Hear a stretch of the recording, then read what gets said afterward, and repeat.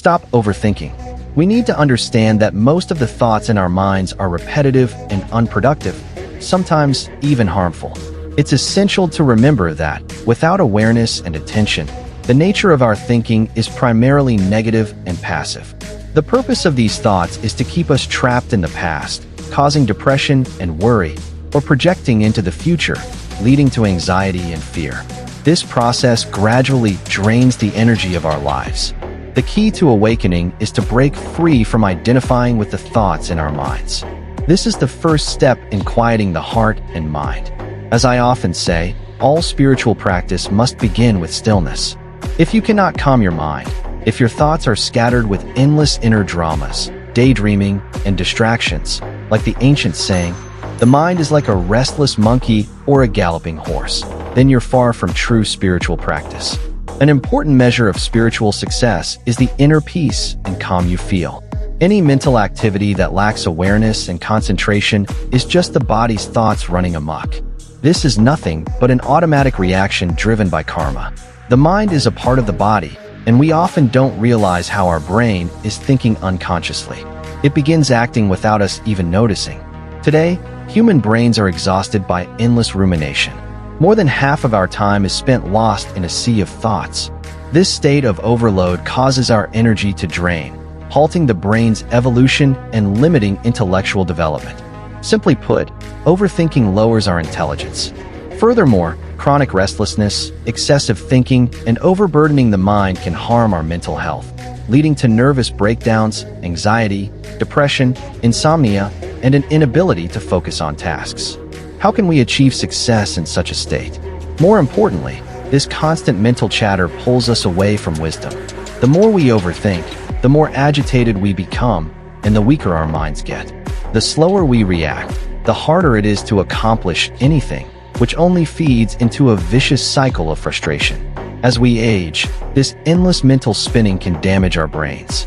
Moreover, prolonged overthinking is one of the direct causes of unhappiness. In our brief lives, we waste so much time lost in thoughts. Imagine your mind as a washing machine, constantly running, churning out complex, suffocating negative emotions. In this restless state, we've already detached from the present moment without even realizing it. Our thoughts are either stuck in the past or racing toward the future, causing us to miss out on important people, events, and beautiful moments. What's even more interesting is that most people think this is just life, that life is supposed to be difficult and chaotic, and we just have to accept it. But I want to tell you, your life doesn't have to be this way. Your current state is a choice made unconsciously, not by your free will. In fact, the brain is just a tool. It should be used for specific tasks and then allowed to rest, just like turning off the engine after reaching your destination.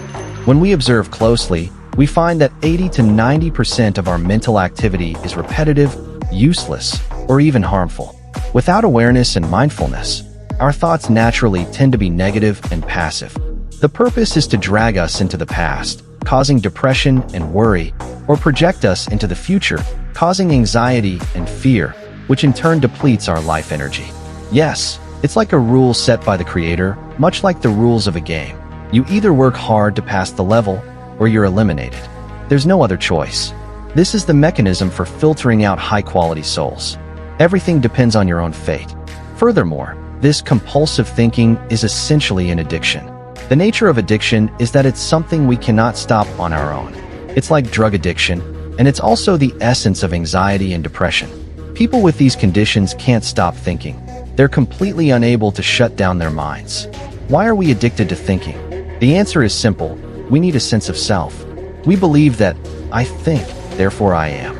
We derive our sense of existence from our thoughts and mental activities. Who doesn't need to feel that they exist?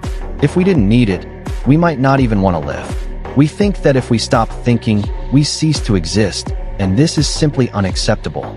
This subconscious drive pushes us to constantly think, as if only through thinking can we prove our existence. This is the fundamental reason behind our endless overthinking. I'll leave it here for today. We'll continue next time.